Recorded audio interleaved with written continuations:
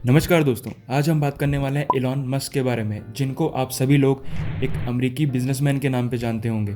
लेकिन आज हम बात करने वाले हैं उन्हीं के जीवन के कुछ अद्भुत और रोमांचित कर देने वाली बातों के बारे में। तो बिना किसी देरी के चलिए शुरू करते हैं और आगे बढ़ते हैं।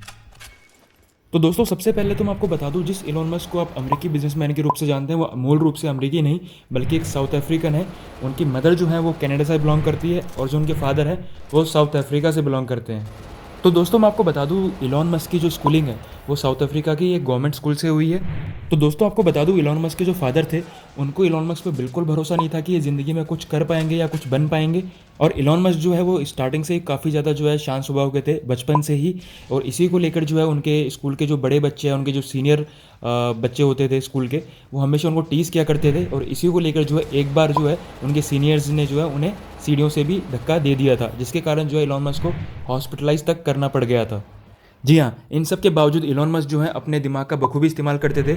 जब वो 10 साल के थे तो उन्होंने कंप्यूटर प्रोग्रामिंग सीखना स्टार्ट कर दिया था और 12 साल का होने तक उन्होंने एक कंप्यूटर गेम तक बना लिया था, जो गेम उन्होंने साउथ अफ्रीका की ही एक लोकल मैगजीन कंपनी को $500 में बेचा, जो उनकी एक पहली उपलब्धि या पहली अचीवमेंट जो है मानी जाती है। दरअसल एलॉन मस्क की बिजनेस की स्टार्टिंग जो है 1999 में हुई, जब उन्होंने और उनके भाई किम्बल ने अपने सॉफ्टवेयर कंपनी Zip2 के लिए एक सफल डील तलाश की, जिसमें जो है उन्हें जो पैसे मिले 27 वर्ष की उम्र में एलॉन मस्क ने नई कंपनी में लगाए, जिसका नाम था X.com। और इस कंपनी का दावा था कि ऑनलाइन जो मनी ट्रांसफ़र होती है उसमें ये कंपनी बहुत ही बड़ा रेवोल्यूशन लाने वाली है। और आज उस कंपनी को हम पेपाल के नाम से जानते हैं। इस कंपनी को 2002 में ईबे ने खरीद लिया था और इसके लिए जो है एलॉन मस्क को $165 मिलियन मिले थे, जो कि एलॉन मस्क के करियर की एक बहुत ही बड़ी अचीवमेंट थी।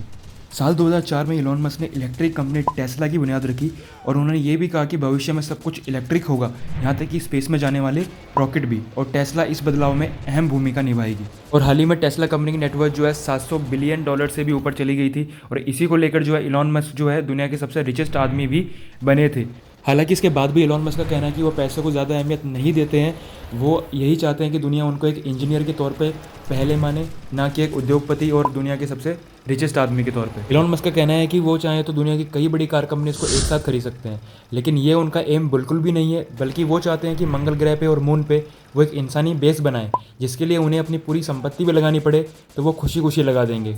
साथ साथ वो ये भी कहते हैं कि आज वो सफल इसलिए नहीं है कि वो एक टैलेंटेड इंजीनियर है, बल्कि सफल इसलिए है कि उन्होंने कभी हार नहीं मानी, उन्होंने कभी फेलियर्स के सामने सर नहीं झुकाया। उनकी ये बात इस चीज़ से साबित हो जाती है कि उनकी स्पेसएक्स कंपनी के फर्स्ट 3 लॉन्च फेल होने के बाद भी उन्होंने हार नहीं मानी। उनको काफ़ी ज़्यादा जो है नुकसान हुआ, फाइनेंशियल लॉस हुआ, लेकिन उसके बाद भी उन्होंने 4th लॉन्च किया, जो कि सफल रहा। मानते हैं कि इससे भविष्य बेहतर होगा। स्पेसएक्स की स्थापना के दौरान ही BBC न्यूज़ को दिए हुए एक इंटरव्यू के दौरान उन्होंने कहा कि मैंने ये कंपनी इसलिए बनाई है क्योंकि वो अमेरिकी स्पेस एजेंसी से संतुष्ट नहीं थे। उनका मानना था कि अमेरिकी स्पेस एजेंसी जो है स्पेस को लेकर इतनी एम्बिशियस नहीं है, वो आगे का नहीं सोच पा रही है। और मैं उम्मीद करता हूँ कि भविष्य में चांद और मंगल ग्रह पे हमारा बेस हो और वहाँ के लिए लगातार फ्लाइट्स आएँ और जाएँ। जब 2008 में दुनिया आर्थिक मंदी का सामना कर रही थी, तब एलॉन मस्क की हालत भी इतनी सही नहीं थी, बल्कि वो फाइनेंशियल लॉस का सामना कर रहे थे। उसी वक्त जो है स्पेसएक्स कंपनी का फेलियर ने उनका एक तरीके से दिवाला ही निकाल दिया, लेकिन तब भी उन्होंने हार नहीं मानी और उन्होंने अपने रिश्तेदारों से लेकर अपने दोस्तों तक सभी से जो है पैसे उधार लिए। लेकर एक इंटरव्यू में उनसे सवाल पूछा गया कि क्या उन्हें कभी दिवालिया होने का डर नहीं हुआ, तो इसका जवाब देते हुए एलॉन मस्क ने कहा कि ज़्यादा से ज़्यादा क्या होगा, मुझे अपने बच्चों को गवर्नमेंट स्कूल में पढ़ाना पड़ेगा, तो क्या हुआ, मैं भी खुद गवर्नमेंट स्कूल में पढ़ा हुआ हूँ और मैं कामयाब भी हूँ। तो दोस्तों, इससे हमें सीख यही मिलती है कि अगर हमें जीवन में कामयाब होना है तो स्किल से ज़्यादा हमें अपनी विल पावर पे भरोसा करना चाहिए। तो दोस्तों, कैसी लगी आपको आज की ये वीडियो, कमेंट सेक्शन में ज़रूर बताएं। अगर यहाँ तक आ गए तो सब्सक्राइब किए बिना प्लीज़ ना जाएं। लाइक करें, कमेंट करें, सब्सक्राइब करें और शेयर करें। धन्यवाद।